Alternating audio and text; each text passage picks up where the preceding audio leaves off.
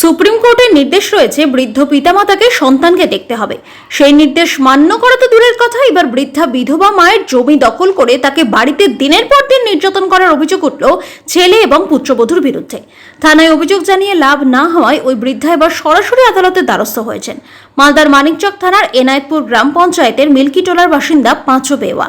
তার অভিযোগ, তার স্বামী কাইয়ুম শেখ মারা যাওয়ার পরই ছেলে নাসিম শেখ তার ভাগের জমি দখল করে নিয়েছে। তারপর বাড়িতে নানান রকম নির্যাতন চালানো হয়। শুধু নাসিম শেখ নয়, পুত্রবধূ ইসমা খাতুনও তার উপর অত্যাচার করে, চলে মারধর। তাকে তার স্বামীর সম্পত্তির কিছুতেই প্রবেশ করতে দেওয়া হয় না। চাষের জমির ভাগও সে পায় না, প্রতিবাদ করলেই চলে মারধর। এই নিয়ে তিনি মানিকচক থানায় অভিযোগ জানালেও পুলিশ কোনো ব্যবস্থা নিচ্ছে না। বাধ্য হয়ে তিনি আদালতের দ্বারস্থ হয়েছেন। অভিযুক্ত ছেলের প্রতিক্রিয়া না পাওয়া গেলেও অভিযুক্ত পুত্রবধূ দাবি করেছেন তাদের বিরুদ্ধে মিথ্যে অভিযোগ আনছেন তার শাশুড়ি। এই ঘটনাকে ঘিরে শুরু হয়েছে রাজনৈতিক চর্চা। পুলিশের বিরুদ্ধে একরাশ ক্ষোভ উগরে দিয়েছেন বিজেপির দক্ষিণ মালদা সাংগঠনিক জেলা সাধারণ সম্পাদক অম্লান ভাদুরী। ওই বৃদ্ধা ন্যায্য বিচার পাবেই, তার প্রতি কোনো বঞ্চনা হবে না। গোটা বিষয়টি দেখবে তৃণমূল কংগ্রেস। পাল্টা দাবি জেলা তৃণমূলের মুখপাত্র আশিস কুণ্ডুর। আর এই পরিস্থিতির মধ্যে ন্যায্য বিচারের আশায় রয়েছেন ওই বৃদ্ধা। সোশ্যাল মিডিয়ায় আমরা দিয়েছি, এরপরে আমরা উচ্চতর আদালতে এফআইআর হবো। তারপরে মহামান্য আদালত যেটা অসহায় মহিলা, বিধবা মহিলাটা যে স্বামী ছিল, স্বামীটা মারা যাওয়ার পরে তার যে ওয়ারিশ মূলে যে প্রপার্টিটা, যে মহিলা আর মহিলার একটা ছেলে আর একটা মেয়ে রয়েছে, তো ওর ছেলেটা ওই বুড়ির আছে আর মাকে বাদ দিয়ে ওর নিজের নামে সমস্ত ওয়ারিশ মূল কনসিল করে, হাইড করে নিজের নামে লিখে নেয়। সমস্ত বাড়ি ভিটা সমস্ত কিছু লিখে নেওয়ার পরে মাকে আর বোনকে বাড়িতে থাকতে দিচ্ছে না। এবার মা অবহেলিত, অসহায় মা, তাকে কোনো সেবা শুশ্রূষা করে না, কোনো ভরণ পোষণ কিছু করে না, তাকে বাড়িতে থাকতে দেয় না, চুলের ঝুঁটি ধরে মাঝে মধ্যে মারে, অত্যাচার করে।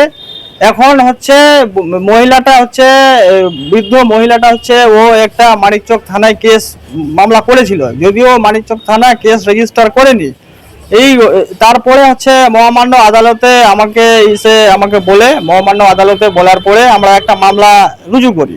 মামলাটা রুজু হওয়ার পরে মানিকচক থানা একটা কমপ্লেন রেজিস্টার করে, সেই কমপ্লেন রেজিস্টার অনুযায়ী ওর ছেলের আগেনস্টে যে অ্যালিগেশন হয়েছে তার সত্ত্বেও পুলিশ এখন অবধি কোনো স্টেপ নেয়নি। এখনো কিন্তু রোজ ওর মাকে প্রচুর অত্যাচার করে আর কেস তোলার হুমকি দেয়। কিন্তু ওর অসহায় মা কোনো দিকে কুল কিনারা না পেয়ে আবার আজকে মহামান্য আদালতে এসে দ্বারস্থ হয়েছে। যদি পুলিশ প্রশাসন যদি কোনো পদক্ষেপ না নেয়, তাহলে আমরা এই সমস্যাকে কেন্দ্র করে আমরা উচ্চতর আদালতে আমরা দ্বারস্থ হব।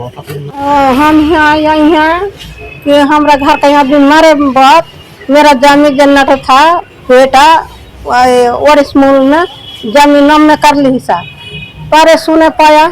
जो सुने के बाद इसको खूब मार धार करिस, 6 महीना इसको बाहर में रखिस, ताला मार जिस घर में, ताला नहीं खोलिस। खोले के बाद मालदा में वहाँ केस करके ताला खोलिस और के 8वीं के रोज मारिस। यहाँ ये चम्मच लेके यहाँ तट सिलाई हुआ, 9 दिन भरते रही, यहाँ का मांग से उठा ली थाना, कोई एक्शन नहीं ली। उसके बाद में सोना था, बेटी का कान का मेरा था, बेटी का तोड़ा था, पाँव का गल्ला का था, सबको चोरी कर ली सा। रुपया पैसा जितना था घर में सब कुछ कर ली सा। जो पैखाना टैखाना जितना कुछ करा हुआ, हम इसको बसत करे को नहीं था। वही जो ना बेटा मारधर करे कि कोनो इ থাকছে না। থানা গিয়েছিল, থানা কোনো অ্যাকশন নিচ্ছে না।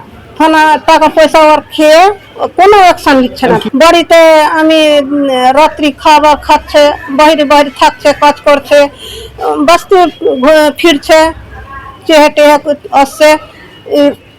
বাড়িতে আমি রাত্রি খাবার খাচ্ছে তো হুড়কা লেগে খাচ্ছে। রাত্রি আমি বাড়ি থেকে বাহির হচ্ছে না। ছেলের নাম হলো শেখ নাসিম আর ওর বউর নাম হলো নাসিম। জমি লিখাবো, আমার শ্বশুর নামে যেটা ছিল আমার বোর নিজের নামে করেছে। আমার বোরকে কে করে দিবে? আমার শ্বশুরের সবকিছু ছিল, আমার চাচা শ্বশুর গুলা সবকিছু বের করে দিল, ও করেছে নিজের বাপের সম্পত্তি, কিছু নেই। আমার শ্বশুর করে দিয়েছে আমার শ্বশুরের সবকিছু ছিল, আচ্ছা ওসব নিয়ে সব নিজের নিমন্ত্রণ করে করেছে। আমার শাশুড়ির ওরকম কিছু নয়, ও এমনি মিথ্যা কথা নিয়ে ও নিজের নিজের লোক নিয়ে এদিক ওদিক থেকে বারবার কেস করছে, সমাজে ওই অন্য বাড়িতে ও হামলা করছে, আর আবার বাড়ি থেকে 3 বছর থেকে নিজের বেটাকে এরকম শয়তানি করছে। আমার শাশুড়ির নামে জমিই নয়, আমার শাশুড়ির নামে জমিই নয়। আমার শাশুড়ি মালিক আছে, আমি বুঝতে পারছি যেটা ওর সম্পত্তিটা যেটা নিজের নামে আছে, ওর সম্পত্তিটা আছে। আমার শ্বশুরের সম্পত্তি যেটা আমার বোর পাবে ওটাই নিয়েছে।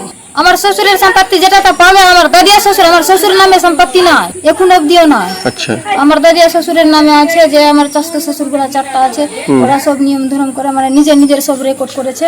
তো যেটা ভাগ আমার বোর পাবে ও নিজের ভাগ নিজের বাবার ভাগ নিয়েছে, আমার শাশুড়ির ভাগ সম্পূর্ণটা ছাড়া আছে। মিথ্যা, তো আপনি কাগজ শো করে দেখবেন।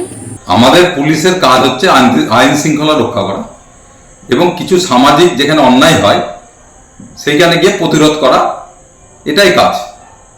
কিন্তু একটা বৃদ্ধ বা বৃদ্ধা মানুষ যখন অসহায় অবস্থায় বাড়িতে অত্যাচারিত হয়ে পুলিশের কাছে দ্বারস্থ হয়, সে একটা ভরসা থেকে হয় যে সেখানে গেলে আমার কিছু কাজ হবে। কিন্তু আমাদের এখানকার পুলিশ কেবলমাত্র তৃণমূলের নেতাদের সিকিউরিটি দেওয়া, তাদের চামচাবাজি করা, সেই কাজ ছাড়া আর কোনো কাজ আমরা করতে দেখছি না। বাধ্য হয়ে সেই বৃদ্ধাকে কোর্টের দ্বারস্থ হতে হচ্ছে, মানে কোর্ট ছাড়া তার গতি নেই। এই বিষয়টি খুব দুর্ভাগ্যজনক। সিনিয়র সিটিজেনদের জন্য, সিনিয়র সিটিজেনদের প্রোটেকশনের জন্য according to the act rule specify করা আছে। কাজে উনি যখন কোর্টের দ্বারস্থ হয়েছেন নিশ্চয়ই উনি সুবিচার পাবেন। আর বিজেপি কি বলছে না বলছে সেটাতে কিছু যায় আসে না, কারণ দেখুন বিজেপি হচ্ছে শুধুমাত্র অভিযোগ পার্টি। এরা না মানুষ জন্মালে থাকে না মানুষ মারা গেলে থাকে, শুধুমাত্র অভিযোগ করে এই বাংলার রাজনৈতিক ময়দানে টিকে থাকতে চাইছে। এদেরকে এরা রাজনীতিভাবে অপ্রাসঙ্গিক হয়ে গেছে। 26-এর নির্বাচন কদিন পরে আছে, আপনারা দেখতে পাবেন সারা বাংলা জুড়ে সবুজ ঝড় বইবে। আর বিরোধী দল হওয়ার জন্য যে মিনিমাম সংখ্যাটা দরকার হয় সেই সংখ্যাটাও তারা পৌঁছতে পারবে না। কাজে বিজেপিকে বলুন তারা বাড়িতে বসে ঘুমোক, আর নইলে তাদের মধ্যে তো বেশিরভাগ লোক তৃণমূলে ইতিমধ্যে নাম লিখিয়ে বসে আছেন। কাজে এই অভিযোগ করে করে রাজনীতির ময়দানে টিকে থাকার যে অপপ্রচেষ্টা সেটা থেকে বেরিয়ে আসুন।